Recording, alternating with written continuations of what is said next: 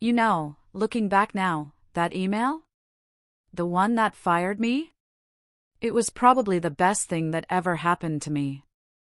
Because just a few weeks later, I was on the phone with a room full of very high-powered lawyers, and they were, literally, begging me for my help.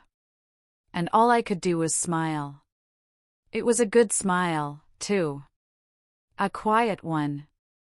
But let me rewind a little. That email landed in my inbox at exactly 3:47 p.m. on a Tuesday. Not a phone call. Not a meeting. Not even the courtesy of a Zoom call where they could at least pretend to look sad. Just a cold, generic form letter, probably sent to a dozen of us that week. Your services are no longer required, effective immediately. Please return all company property. The usual corporate speak. I read it 3 times. My chest just tightened with each read. 18 years. 18 years of my life, gone, just like that. Dismissed by a copy-pasted email some fresh-faced HR intern probably drafted. That email, I remember thinking, just became the biggest mistake NextScore Solutions ever made. I was sitting right there, in my cubicle, when it popped up. Middle of debugging a memory leak that had been crashing their payment processing system for 3 solid days. The kind of problem that makes junior developers cry and senior management just panic. I'd been in since 6 a.m., trying to track it down, because Victor, our genius CEO, had promised some big client demo by Friday. The irony, honestly, was delicious. I had just found the bug. Like, 20 minutes before that email arrived. I'd isolated the issue to a race condition in the async payment handler. The fix? It was elegant, too. Just needed to implement a mutex lock on the transaction queue and add a retry mechanism with exponential backoff. Would have taken me another hour to write the code, maybe 2 to properly test it. I'd already drafted the commit message in my head. Victor's big client demo? That was happening because of me. Or, it would have been if they hadn't just fired the only person who understood their entire payment infrastructure. The junior devs would stare at that bug for weeks, before eventually giving up and calling in some expensive consultant who'd charge triple my salary to fix what I could have done in an afternoon. But hey, that wasn't my problem anymore. I packed my desk in about 20 minutes. Laptop, cables, the coffee mug Leo gave me last Christmas. Security watched me load everything into a box like I might steal the staplers. Victor didn't come down to say goodbye. None of the executives did. Just HR, escorting me out like I was some kind of threat. 18 years, gone in 20 minutes. I drove home, just thinking. About rent. About how long my savings would last. About explaining to my ex-wife, Sarah, that alimony payments might be late. And the job market for a 50-year-old engineer who hadn't interviewed in nearly 2 decades? Not exactly welcoming. My 1-bedroom apartment felt even smaller when I walked in at 4:30 p.m. on a Tuesday. Still $2,800 a month. Still too expensive, now that I had 0 income and, frankly, 0 prospects. I made a sandwich, ate it standing at the counter, cracked open an energy drink even though it was barely 5 p.m. Then I just sat on my couch and stared at my phone, like it might have answers. It buzzed around 6 p.m. It was a text from Leo, one of the junior developers I'd trained. Mark, what happened? Victor just sent an all-hands email saying we're streamlining operations. Everyone's freaking out. Are you okay? I typed back. I'm fine. Just got restructured out. You'll be fine, too. Keep your head down and do good work. Leo responded, Mark, this feels wrong. You built half this company. My reply, doesn't matter who built it. Matters who signs the checks. I didn't hear back from Leo after that. Probably smart on his part. Getting too friendly with fired employees is a good way to become one. The next few days were a blur of applications and rejection emails. Every job posting wanted someone younger, cheaper, more desperate. Age discrimination is technically illegal, but nobody tells you that to your face. They just say, "We're going with a candidate who's a better cultural fit." Or, "We're looking for someone with more recent experience and frameworks you invented 15 years ago." By Friday, I'd applied to 63 jobs.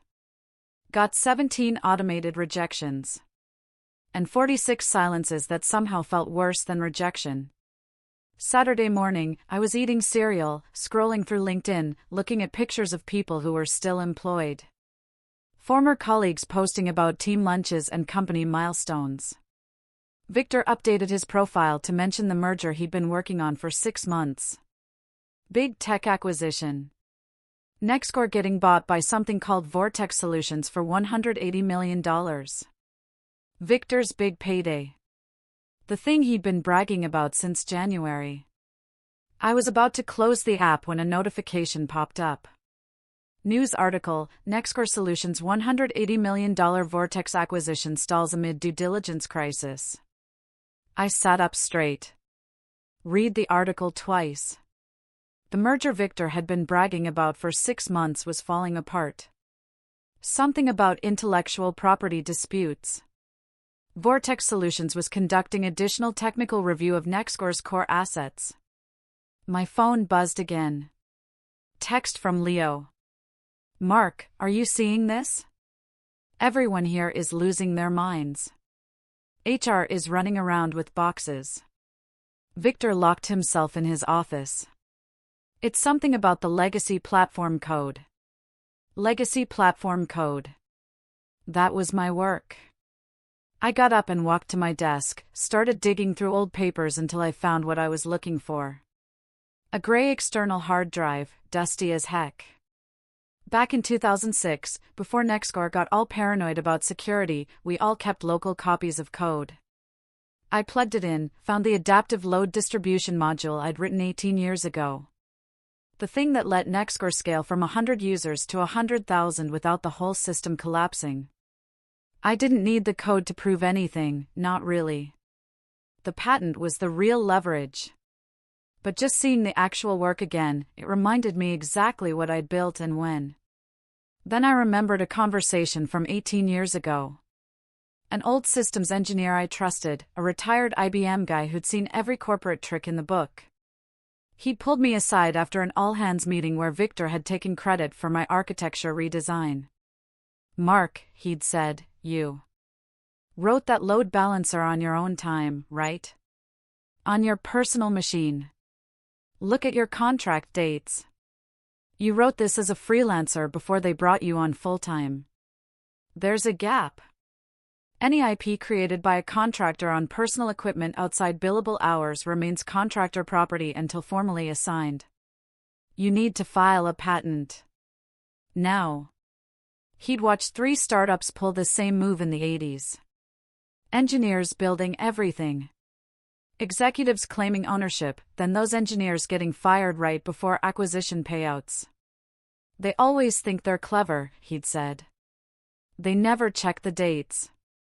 I thought he was paranoid, but I respected him, so I filed. Paid the fees out of pocket, sent it to the U.S. Patent and Trademark Office, and honestly, forgot about it. Until tonight. I dug through my files again, found it buried in a folder called Legal Stuff. A letter from the U.S. Patent and Trademark Office. Patent number 853-2991. Adaptive load distribution in decentralized modular architectures. Inventor, Mark Walsh. Status, granted. Not assigned to Nextcore Solutions. Just me. My hands started shaking. This was it. This was the nuclear option I didn't even know I had. Victor had just tried to sell a car he didn't own, and the buyer had figured it out during due diligence. That's what was stopping the deal. Vortex's lawyers had done their homework, traced the IP chain of title, and found a dead end where Nextcore's ownership should have been. Every acquisition agreement has an IP warranty clause. Victor had signed warranties he couldn't back up, and he didn't even know it yet. I stared at that patent document for about 20 minutes straight. Patent number 8532991. My name, my invention, not Nextcore's. The adaptive load distribution system wasn't some minor feature you could rip out and replace. It was the entire backbone of their platform. Without it, Nextcore's software couldn't handle more than a few hundred concurrent users before the whole system started timing out and crashing. With it, they'd scaled to hundreds of thousands of users across multiple industries. It was the reason Vortex wanted to buy them in the first place, and I owned it. Not Victor, not Nextcore's investors, not the board of directors. Me. I called my attorney, Evelyn, Monday morning. She was an IP attorney I'd worked with years ago when Nextcore tried to patent one of my database optimization techniques. She'd helped me navigate that mess, made sure my name stayed on the patent alongside the company's. She was expensive, but she was thorough. Mark, she said when she answered. I haven't heard from you in, 3 years? 4? And I need your help again, I said. What's the situation? I got fired last week. Company's trying to complete a merger. I own a patent they think they can sell. They can't. Tell me more. I explained the whole situation. The firing, the merger, the patent I'd filed 18 years ago. Evelyn listened without interrupting, which I appreciated. When I finished, she was quiet for a moment. Mark, she said, do you understand what you're sitting on? A patent, I said. Leverage. Serious leverage. If this adaptive load distribution system is as critical as you say, she continued, then Nextcore can't complete this acquisition without your permission. And Vortex can't acquire what Nextcore doesn't own. So, what do I do? Nothing yet. Let me review the patent, your employment contracts, and the acquisition timeline. Don't contact anyone at Nextcore. Don't respond to any emails or calls. Let me handle this. How long will it take? Give me 48 hours. Evelyn called back Wednesday afternoon. Mark, this is even better than I thought. Your freelance agreement from 2006 explicitly states that any IP created on personal equipment outside billable hours remains contractor property unless formally assigned. You wrote this code 3 days before your full-time employment began. Nextcore never requested assignment, never paid for it, never even acknowledged the patent existed. So, I'm good? You're bulletproof. I'm going to draft a letter to Nextcore's legal team and Vortex's counsel. Polite but firm. You own patent 8532991. Any use or transfer requires your explicit permission. And right now, you're not giving permission. What happens next? They panic. Then they call me. Then we negotiate. The panic came faster than expected. Friday morning, my phone rang. Unknown number. I answered because I wanted to hear how they'd spin this. Mr. Walsh? Male voice. Professional, but stressed, like a man watching his career implode in real time. This is Nextcore's general counsel. I need to speak with you urgently about patent 8532991. You can speak with my attorney, I said. Mr. Walsh, I understand you're upset about your termination, but this is a separate matter. We need to resolve this quickly. The Vortex acquisition is between Nextcore and Vortex, not me.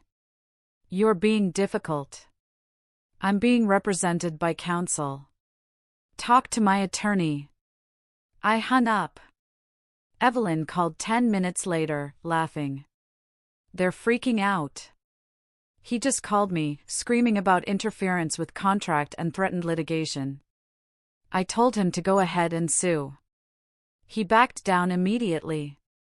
What now? I asked. Now we wait. They'll try Victor next. She was right. Victor called Saturday morning. I was drinking coffee and watching reruns when his name popped up on my phone.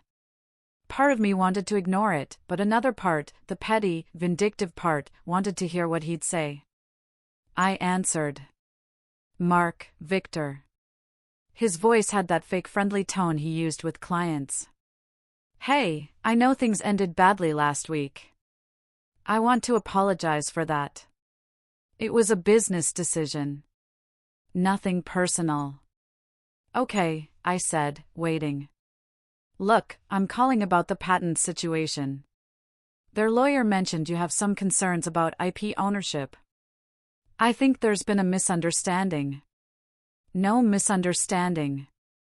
I own patent 853-2991. You don't. That's pretty clear. Mark, come on. You wrote that code while working for Nextcore. You used our resources, our infrastructure. I wrote it on my personal laptop, during a weekend, before I was even a full-time employee, on my own time. An old mentor told me to file the patent, and I did. Nextcore never asked for it. This is going to kill the merger, he said, his voice rising. That's your problem, not mine. 47 people are going to lose their jobs because you're being vindictive. That's done, but I kept my voice level. 47 people are going to lose their jobs because you tried to sell assets you don't own. I'm just the guy who noticed. Mark, please. We can work something out. Name your price. I'm not interested in working with you, Victor. Talk to my attorney. I hung up before he could respond. Then I did something I hadn't planned on doing. Something that would change how this whole thing played out. I texted Leo. I'm not trying to screw you. I'm trying to keep you employed. Tell people to stop calling me and tell them to document everything Victor says. Leo responded 20 minutes later. What's happening? Can't discuss details. Just know I'm working to protect engineering. Don't sign anything new without reading it. Back up your personal stuff. Update resumes. Are we getting laid off? Not if I can help it. Then I sent an email to the engineering team distribution list. Not to executives, just engineers. Short, calm. Team, I can't discuss details about what's happening with the merger, but I want you to know I'm working to protect engineering jobs. Don't sign anything new without reading it carefully. Back up personal files. Keep your resumes current. Document everything management tells you about the situation. Mark. Within an hour, I started getting responses. Not angry, not accusing. Confused, concerned, but supportive. One engineer, whatever you're doing, thank you for thinking of us. Another, Victor tried blaming you in the all-hands yesterday. Nobody's buying it. We know this is on him. Leo, people are asking what they should do. Victor won't answer basic questions. That was important. Victor was losing the room. He tried to turn them against me, but engineers aren't stupid. They see patterns. They ask questions. And when leadership can't answer those questions, they start recording. Evelyn called Monday morning. Mark, I just got off the phone with Vortex's general counsel. They want to meet. You, me, Victor, and their legal team. When? Thursday in Seattle. What are they offering? They didn't say. But Vortex's general counsel was very interested in the engineering team. Asked if you had relationships with key technical staff. I told him, you trained most of them. What does that mean? It means Vortex is thinking about alternatives. They might not need Nextcore at all. Victor tried everything that week. Tuesday morning, Nextcore's IT department called, demanding I return the external hard drive with proprietary code. I told them to talk to my attorney. She sent them a cease and desist letter, explaining that my personal backups weren't their leverage point. The patent was. The code was just my personal reference to confirm dates and authorship. They backed off. Wednesday, Nextcore's HR department sent a letter claiming my possession of proprietary development artifacts violated my employment agreement. They were trying to frame my ownership of my own code as theft. Evelyn shut that down, too. But Victor's approach was different. He went directly after the team. Leo called Wednesday evening. His voice was shaky. "Mark. Victor came down to the engineering floor today. He gathered everyone in the conference room. He was really intense." "What did he say?" "He said the deal might fall through because of legal complications with legacy code. Said if that happens, the whole department gets laid off. Everyone's freaking out." I felt my jaw tighten. Victor was using them as hostages. "Leo, listen carefully. Victor is lying to you. The deal isn't falling apart because of me. It's falling apart because he tried to sell technology he doesn't own." "I know," Leo whispered. "But people are scared. Some people are panicking." "What are people saying?" "Victor tried blaming you. Said you're holding the company hostage. But here's the thing. Nobody really bought it." Victor wouldn't answer when people asked direct questions. He just kept repeating one person and disgruntled employee. People started looking at each other like something was off. That was good. The team was seeing through Victor's nonsense. "How bad is it?" I asked. "People are confused. They don't know what to believe. But Victor's making it worse. He won't give straight answers." I recorded part of the meeting on my phone because Victor was being so weird about documentation. "Smart. Leo, what's really happening?" "I can't discuss details, but I need you to trust me. Whatever happens with this deal, I'm making sure the engineering team is protected. That's my priority." "How?" "You'll see. Just keep documenting everything Victor says. And tell people to stay calm. This isn't going to end the way Victor thinks it will."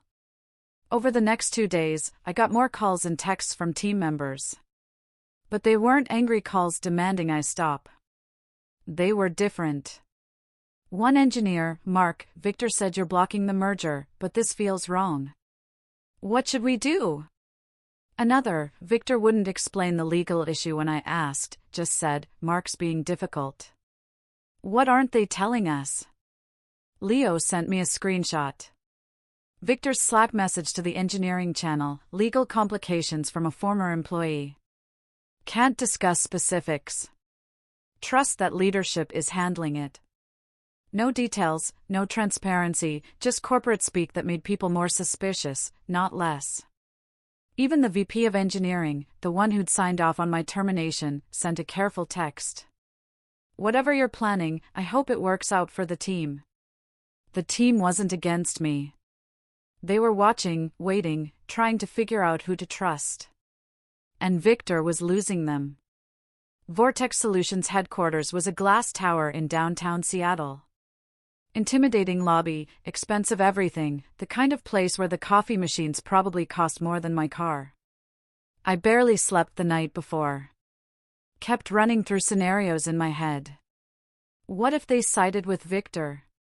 What if I was walking into an ambush? But walking through those doors Thursday morning with Evelyn beside me, I didn't feel intimidated. I felt like a 50-year-old engineer with 18 years of corporate battle scars and the deed to a technology empire. The conference room on the 32nd floor was set up like a tribunal. Long walnut table, leather chairs that probably cost $1,500 each, windows overlooking the bay. At the head sat Vortex's general counsel, silver hair, sharp eyes that had seen every corporate maneuver in the book. And sitting next to him, looking like he'd aged 5 years in 3 days, was Victor. Victor's usual navy suit was wrinkled. His tie wasn't quite straight. The golden boy facade was cracking under pressure. When he saw me walk in, his jaw clenched so hard I could see it from across the room. "Mark," Victor said, not standing. "Didn't realize this was going to be a joint meeting." "Sit down, Mr. Cole," the general counsel said quietly. Victor was already sitting. The comment was just to remind him who was in charge here. The Vortex general counsel looked at me and Evelyn. "Mr. Walsh, counselor, thank you for coming. As you know, Vortex is finalizing the acquisition of Nextcore Solutions. However, the patent ownership question has created complications." "There's no complication," Victor interrupted. "This is a disgruntled former employee trying to leverage a paperwork error into a payday. We have comprehensive IP assignment clauses in all our employment contracts. This is extortion." Evelyn slid a document across the table. "That's Mr. Walsh's original freelance agreement from 18 years ago. Section 4, subsection C, states that any intellectual property created by the contractor on personal equipment outside billable hours remains contractor property until formally assigned." Mr. Walsh wrote the adaptive load distribution logic on his personal laptop during a weekend, 3 days before his full-time employment began. He filed patent number 853-2991 in his own name. Nextcore never requested assignment, never paid for assignment, never even acknowledged it existed until this acquisition started falling apart. The general counsel picked up the document, read it carefully. His expression didn't change, but I saw his eyes narrow slightly when he got to the dates. He looked at Victor. "Is this accurate?" "It's a technicality," Victor sputtered. The spirit of the agreement was that all development work belonged to Nextcore. "Actually, I worked from home that weekend because the office computers were garbage," I said, "and the spirit of the law doesn't matter in federal court, you know that, Victor. You just thought I was too stupid to figure out I owned something valuable." Victor's face went red. "Don't you dare what? Tell the truth? You built your entire company on technology you never owned. You sold that company to Vortex for $180 million, and now you're sitting in this conference room realizing you can't deliver what you promised. This is interference with contract. I have investors, board obligations, 47 employees who are going to lose their jobs because you're being petty." "I'm not being petty, Victor. I'm being smart.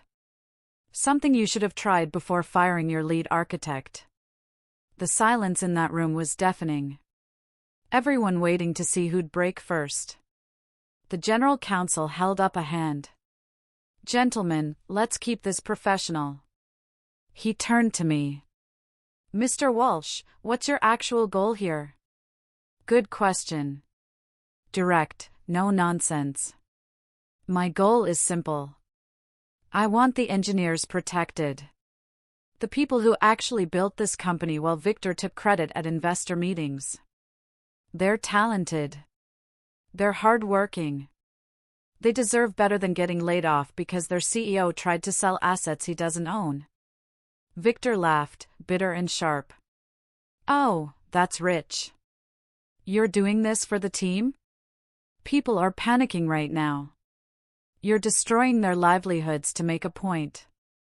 "No, Victor. You destroyed their livelihoods when you tried to pull off this merger without doing basic legal due diligence. I'm just the guy who noticed." The general counsel checked his watch. "Mr. Walsh, let me be direct. Vortex is interested in your technology. We're interested in the engineering team that understands it. We mapped your organization. We know who actually runs it. What would it take for you to license this patent directly to Vortex?" And there it was. Victor went pale. "Wait. We have a signed acquisition agreement.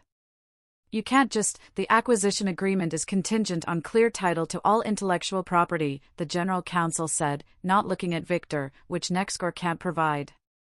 That gives us grounds to terminate. Section 7.3, Material Breach. Your IP warranty was false. The deal's dead unless we choose to restructure it. But the company is worthless without this deal. The board will sue me. The investors will sue me. I'll lose everything. That's not Vortex's problem, the general counsel said coldly. That's yours. He slid a folder across the table to Victor. Our legal team drafted exit papers once this surfaced. Section 7.3 gives us clean exit rights. We've already notified our board. This meeting is a courtesy, Mr. Cole. The acquisition is dead whether you like it or not. Victor turned to me. For a second, his mask dropped completely. I saw real fear in his eyes. Mark, please. We can work something out. Name your price. Just don't do this. I looked at him for a long moment. Thought about all the times he'd taken credit for my work.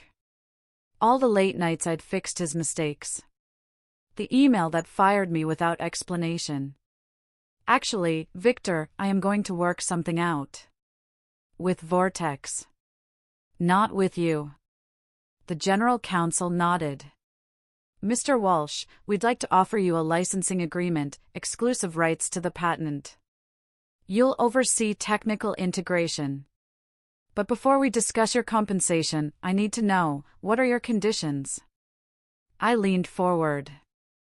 I have one non-negotiable condition. Employment offers for Nextcore's entire engineering staff. Competitive salaries, full benefits. Before I sign anything. The general counsel exchanged a glance with his CTO. That aligns with our backup plan. We've vetted staff, but it's going to impact the licensing fee structure. I understand, I said. The hiring cost can come out of my compensation. Victor stood up fast enough to knock his chair back. You can't do this. I built this company. 7 years of my life. We're not stealing anything, the general counsel said. We're negotiating with the actual owner of the assets we want. You're welcome to sue us if you think you have grounds. Security appeared at the door. Victor looked at them, then at me, then at the general counsel. This isn't over, Victor said. Yes, it is, I said. You're just figuring it out late.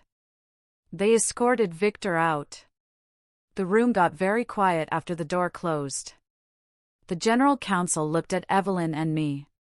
Well, that was clarifying. Now, let's discuss actual terms. And Mr. Walsh, I want you to understand something. The engineering hiring package was already in our plans. We're not taking that out of your licensing fee.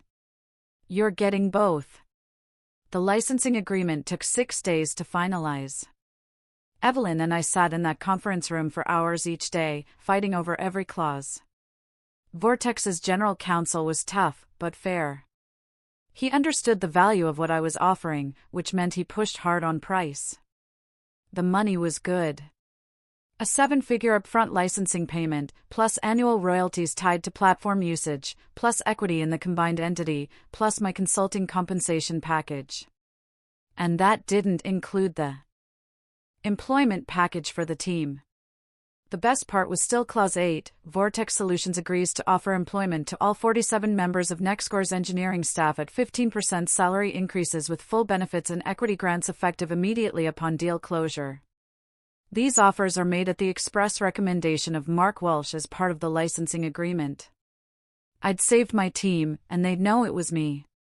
This is unusual, the general counsel said when we finalized that clause. Most licensing deals don't include hiring conditions. But my CTO says your team is worth it. And honestly, you taking less money so they get hired? That's the kind of integrity we want in our technical leadership. I took enough. I didn't need to take everything. Evelyn shook my hand after we signed. Mark, you just pulled off something I've never seen in 20 years of IP litigation. You took a failing company's core asset and turned it into a better deal for everyone except the people who screwed you over. That was the goal, I said. We signed the papers the following Wednesday afternoon. My hand actually shook slightly when I put pen to paper. 18 years of work compressed into a single signature. Trade blogs started hitting Thursday morning. Nextcore deal stalls over patent chain. Tech press rumor mill, Victor Cole's IP story falls apart.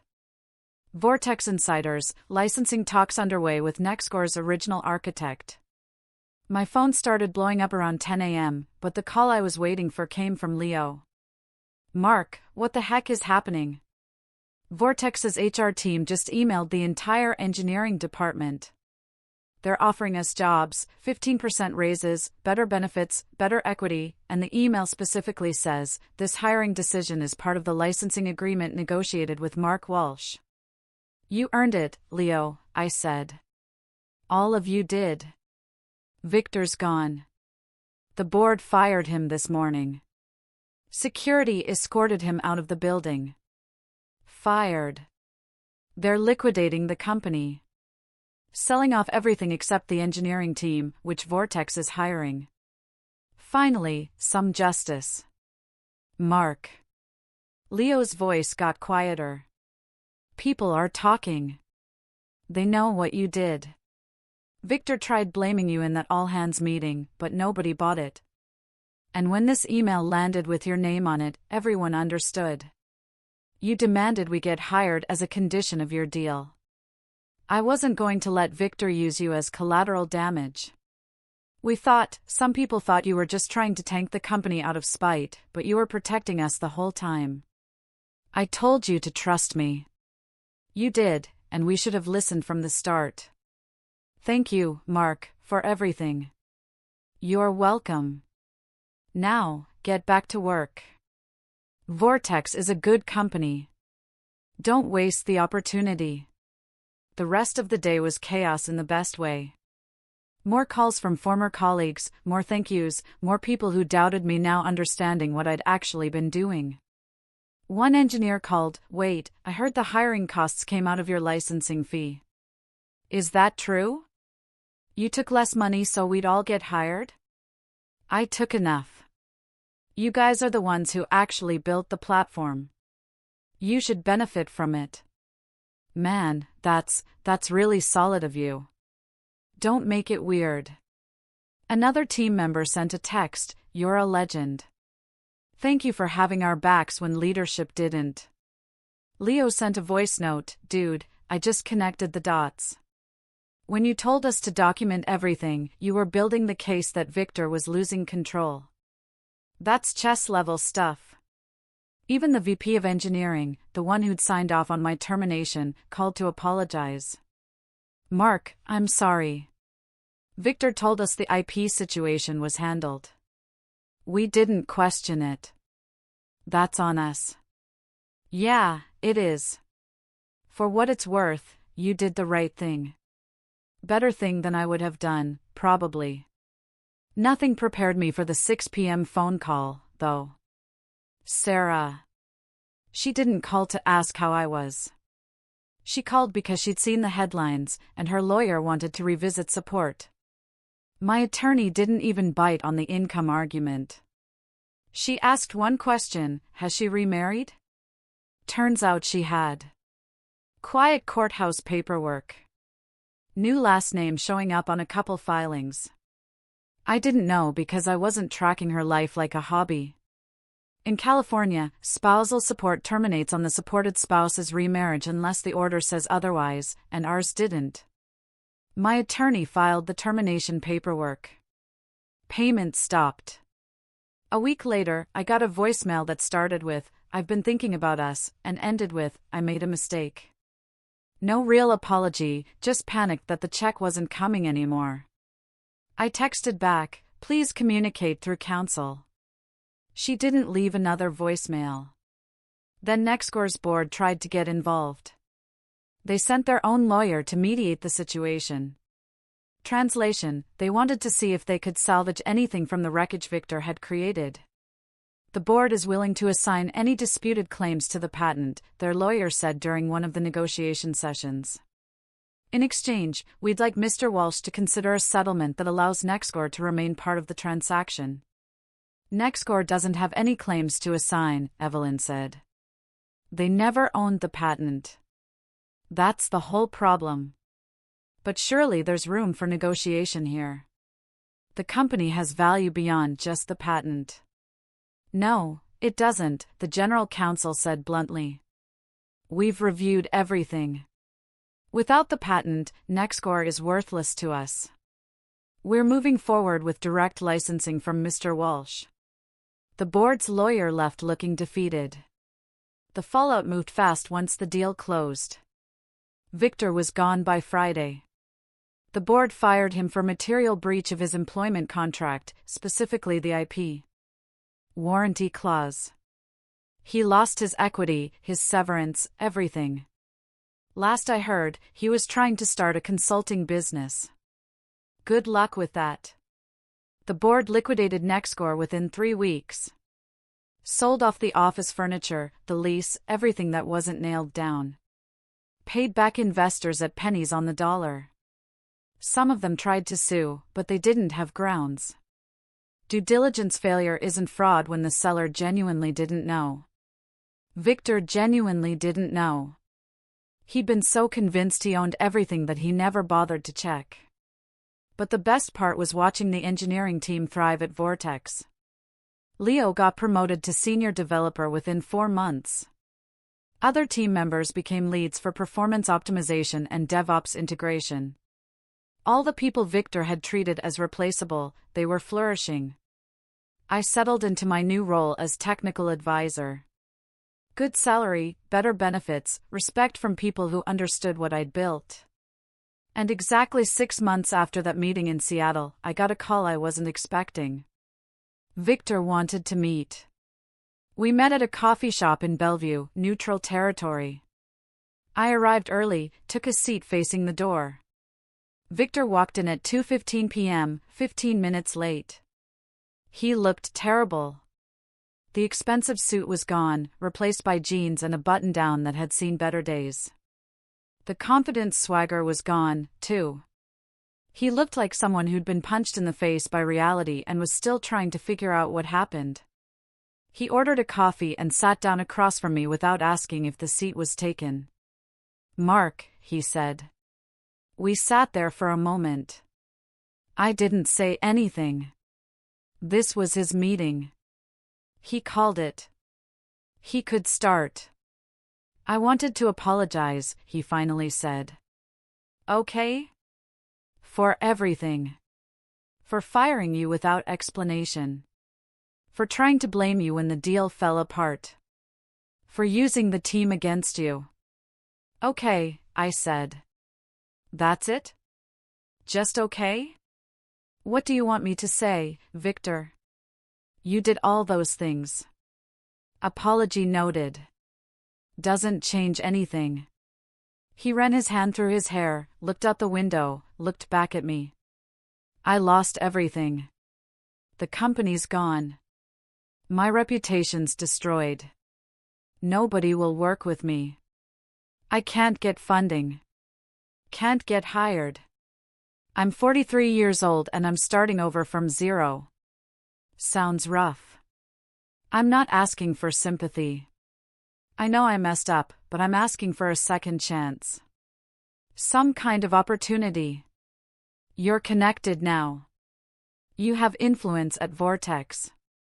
Maybe you could. No, Victor, I said. I'm not going to help you. His face hardened. Why not? You got everything you wanted. The team's safe. You're making money. You won. Why can't you just, because you still don't get it? Then explain it to me. I don't owe you an explanation. Victor's jaw clenched. So that's it. You're going to hold a grudge forever. I'm not holding a grudge. I'm just not interested. He stood up. You know what, Mark? You're not better than me. You're just luckier. You happened to file a patent 18 years ago. That's it. That's the only reason you won. Even now, he didn't get it. Still thought this was about luck. Still thought I won on a technicality. I stood up too, looked him in the eye. I filed that patent because someone smarter than both of us told me to protect my work. You thought you owned everything because you had a fancy title. Turns out you didn't. I walked to the door, turned back once. Good luck with the consulting business. He didn't respond. Just sat there looking defeated. I walked outside. The afternoon sun hit my face. I took a breath, let it out slowly. Victor wasn't my problem anymore. He was a cautionary tale, a reminder that you can't fake experience. You can't take credit for other people's work forever. Eventually, the foundation cracks, and when it does, the people who actually built it are the only ones who know how to fix it. 3 days later, I got a text from Leo. New project kicked off today. Big integration with the legacy systems. Vortex's general counsel asked me to lead it. Said you recommended me specifically. Told him you were the reason I know how to architect these things in the first place. I smiled, typed back, you earned it. Now go build something great. Because that's what it comes down to. You build things. You protect your team. You don't beg for respect. You earn it by doing work that matters. And watching them flourish, building something new and amazing, it made me wonder what truly defines success when everything else is stripped away.